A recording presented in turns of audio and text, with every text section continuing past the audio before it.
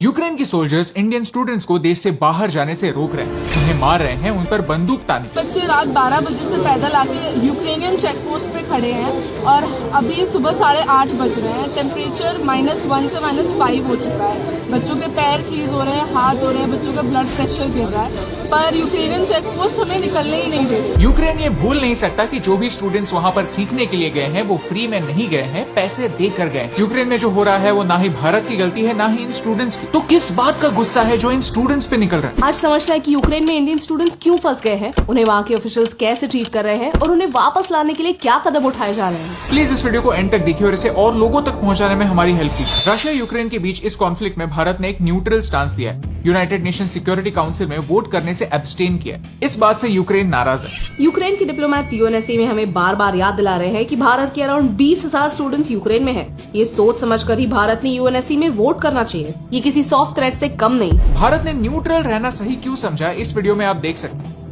Geopolitics एक complicated चीज है जिसका इम्पैक्ट आप और हम जैसे कॉमन लोगों पर होता है। लेकिन ये स्टूडेंट्स यूक्रेन में फंसे कैसे? वहाँ की कई यूनिवर्सिटीज में 100% अटेंडेंस कंपलसरी है और अगर लेक्चर्स मिस हुए तो एक फाइन देनी पड़ती है। यूक्रेन में पढ़ने वाले कई स्टूडेंट्स मिडिल क्लास फैमिली से बिलोंग करते हैं। प्लस जब फरवरी के महीने में स्टूडेंट्स ने यूनिवर्सिटी से पूछा तो उन्होंने कहा कि रशिया अटैक नहीं करेगी, कोई वॉर नहीं होगा और जो स्टूडेंट्स पढ़ाई छोड़कर चले जाएंगे उनकी रिस्पॉन्सिबिलिटी यूनिवर्सिटीज नहीं लेंगी। एक तरफ था एजुकेशन और दूसरी तरफ उनकी खुद की सेफ्टी। अगर यूनिवर्सिटी स्टूडेंट्स को कह देते कि आप अपनी सेफ्टी के बारे में सोचिए तो आज शायद ये सिचुएशन ना होती। 23 तारीख तक जिन स्टूडेंट्स ने फ्लाइट्स बुक की थी वो तो सेफली घर वापस आ गए, लेकिन यूक्रेन ने वॉर शुरू होने के बाद अपनी एयर स्पेस ब्लॉक कर दी और ये सारे स्टूडेंट्स वहीं पर अटक गए। पिछले कुछ दिनों से ये लोग किस सिचुएशन से गुजर रहे हैं हम सोच भी नहीं सकते। इस सिचुएशन में हम सबकी यही रिस्पॉन्सिबिलिटी बनती है कि जो भी सिविलियंस यूक्रेन से बाहर आना चाहते हैं उनकी हम मदद करें, कोऑपरेट करें।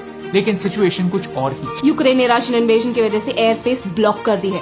वहाँ फंसे इंडियंस को नेबरिंग देशों में जाकर फ्लाइट्स लेने पड़ रहे हैं। ईस्टर्न यूक्रेन में जो स्टूडेंट्स फंसे हैं उन्हें हर दिन शेलिंग्स का सामना करना पड़ रहा है। उनके लिए बाहर निकलकर वेस्टर्न बॉर्डर्स तक पहुँचना बहुत मुश्किल है। कई स्टूडेंट्स अपने हॉस्टल के बंकर्स में फंसे हुए हैं।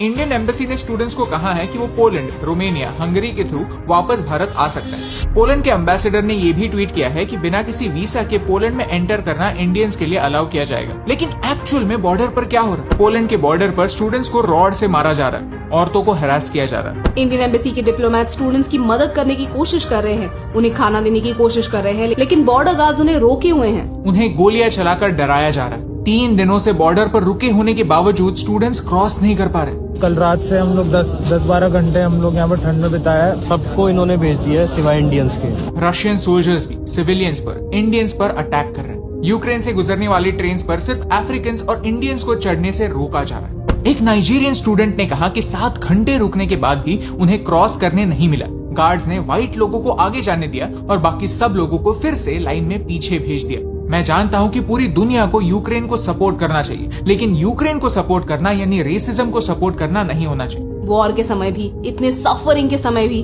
रेसिज्म ने इस दुनिया को नहीं छोड़ा। सी दुनिया जानती है कि एक इमरजेंसी सिचुएशन है, लेकिन किसी भी हालत में अनआर्म्ड स्टूडेंट्स को मारना गलत है। This is wrong. After all ये ना ही पॉलिटिशियंस है ना ही रशियन सोल्जर्स, ये तो स्टूडेंट्स हैं, इनोसेंट लोग। तो भारत इन स्टूडेंट्स के लिए क्या करे? भारत ने कई हेल्पलाइन नंबर शुरू किए हैं जो आप अपने स्क्रीन पर देख सकते हैं। दिल्ली में एक 24 आवर कंट्रोल रूम भी सेटअप हो चुकी है। जिन्हें मदद की जरूरत है वो इस ईमेल आईडी पर लिख सकते हैं। ये वीडियो बनाते समय ऑलरेडी 4 फ्लाइट्स के थ्रू 1000 से ज्यादा स्टूडेंट्स भारत वापस लौट चुके हैं। हंगरी, पोलैंड, रोमानिया, स्लोवाकिया, अलग अलग क्रॉसिंग पॉइंट से लोग अपने घर के लिए फ्लाइट्स ले रहे हैं। ऑफ गंगा हेल्पलाइन नाम का एक ट्विटर हैंडल डेडिकेटेडली इस मिशन पर और स्टूडेंट्स को सपोर्ट करने में लगा हुआ है, जहां इवैक्यूएशंस के बारे में सारी जानकारी आप पा सकते हैं। एयर इंडिया के साथ इंडिगो, स्पाइस जेट जैसे प्राइवेट कैरियर्स भी रेस्क्यू ऑपरेशंस में जुड़ गए हैं। इंडियन एयरफोर्स अपने C-17 एयरक्राफ्ट भेज रही है जिससे और तेजी से इवैक्यूएशंस हो सके। तो प्लीज इस इन्फॉर्मेशन को ज्यादा से ज्यादा शेयर कीजिए ताकि यूक्रेन में फंसे लोगों को इससे हेल्प। आखिर में मैं सरकार से ये भी कहना चाहता हूँ कि कई स्टूडेंट्स ऐसे रिक्वेस्ट कर रहे हैं कि कई हेल्पलाइन नंबर्स बिजी आ रहे हैं, कोई आंसर नहीं दे रहा। एम्बेसी से कांटेक्ट करना इम्पॉसिबल हो रहा है। ऐसे क्राइसिस सिचुएशन में उन तक सही इन्फॉर्मेशन पहुंचना, उन्हें वो सहारा मिलना, उन्हें वो सपोर्ट मिलना सबसे ज्यादा इंपॉर्टेंट है। इस वीडियो का मकसद यूक्रेन के लोग कितने गलत है ये दिखाना बिल्कुल नहीं है, ना ही आपको कन्विंस करने के लिए है कि रशिया सही है। इस वीडियो का मकसद बस यही है कि वॉर कितनी अगली होती है इसका रूप आप तक पहुंचे और जो स्टूडेंट्स यूक्रेन में अटके हुए हैं उनको कुछ मदद। यूक्रेन एक क्राइसिस से गुजर रहा है। यूक्रेन की मदद करने के लिए भारत मेडिसिन और ह्यूमैनिटेरियन एड भेज रहा है। We should understand the pain the people of Ukraine are going through, but it should not be an excuse to treat people like this. और यही इंपॉर्टेंट मैसेज आप तक पहुंचाने से मुझे फर्क पड़ता है।